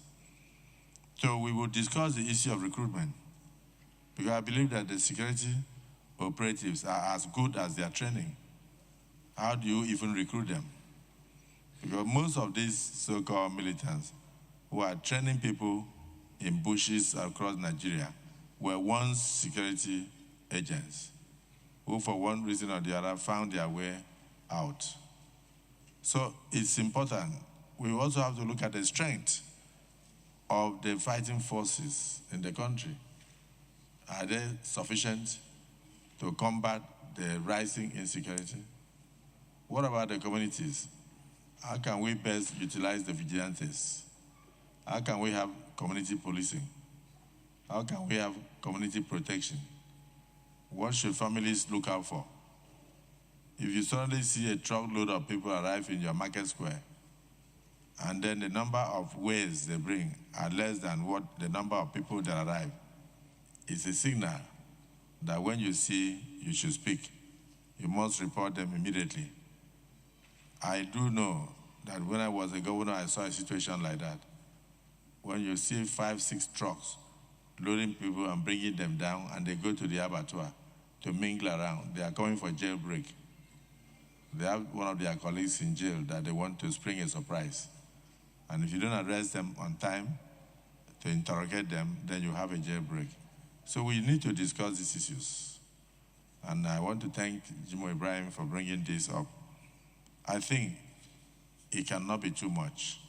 Let's do our part, send the communique to the appropriate agencies, invite the experts to address us, address the nation by implication, invite those who are afflicted to also join us.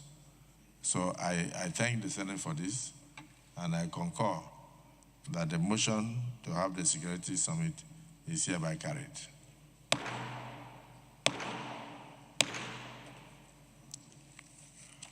Leader of the Senate. Can we revert to those things that we stood down? Yes. Mr. President, the sixth business of DAO is the presentation of the report of the Committee on Finance, 585 and 586. Mr. President, and the singular, taking the second reading, Mohammed Sani Musa, aka 313. President of the Senate, my distinguished colleagues, I welcome all of us back from the recess. Your Excellency, my name is Mohammed Sani Musa, Senator representing Niger East Senatorial District. I stand to present or to seek for the Senate to approve that I lay the report of the Committee on Finance on the tax reform bills, SB 583, SB 584, SB 585, and SB 586 to be laid, Your Excellency. I so move. I rise to second the Chairman Senate Committee on Finance on 586 to be laid. I so second. The motion has been moved and seconded. Those in support that the tax reform bills which are passed second reading now be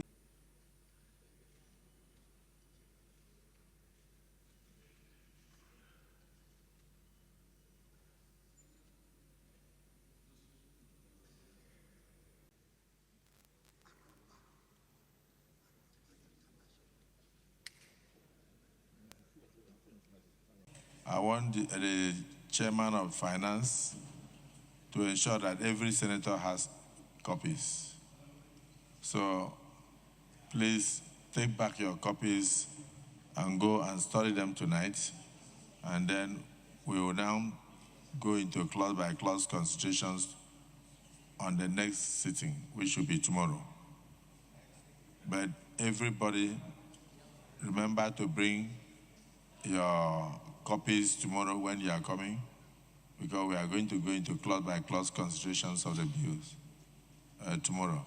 So, but the clerk of the Senate will ensure that every senator here has copies of the bills today, so that you can use this night to go through them and come tomorrow and take part with proper knowledge. Just by way of announcement,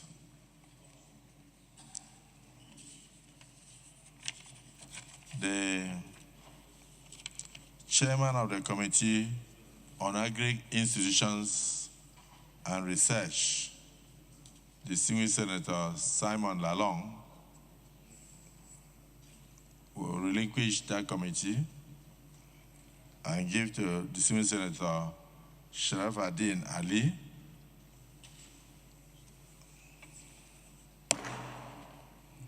distinguished Senator Sharafuddin Ali would relinquish the chairmanship of the Committee on INEC and Electoral Matters to distinguished Senator Simon Lalong, with effect from today.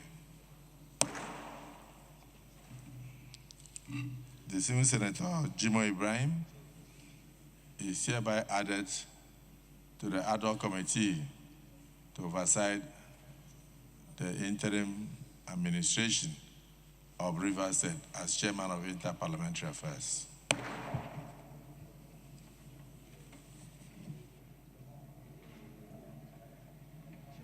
Relinquish his vice chairman stroke chairman of the Senate Committee on Tourism to distinguished Senator Pam. Distinguished Senator Pam will take over that committee with effect from today. Distinguished Senator Engineer Eze.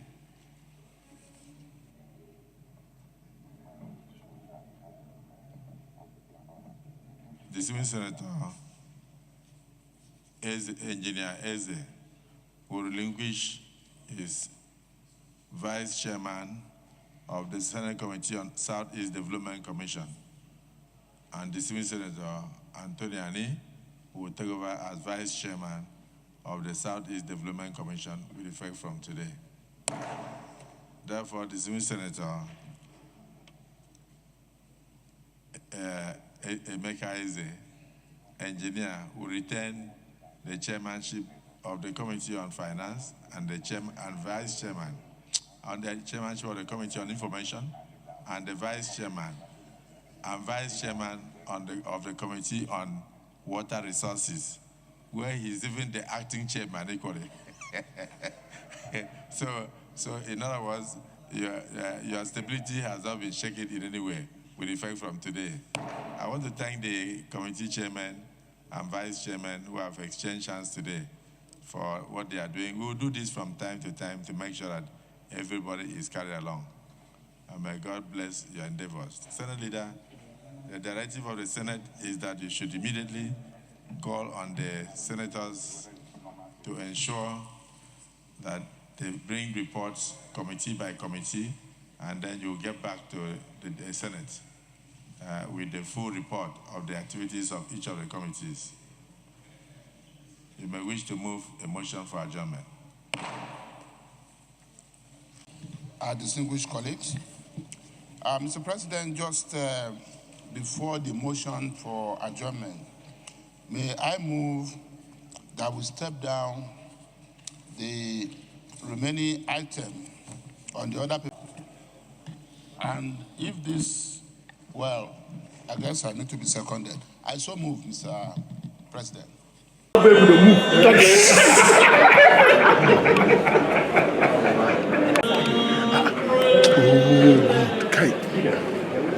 I'll go there.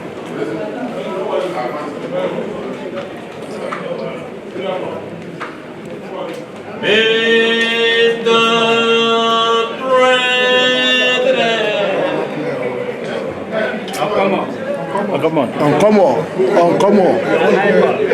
Welcome back.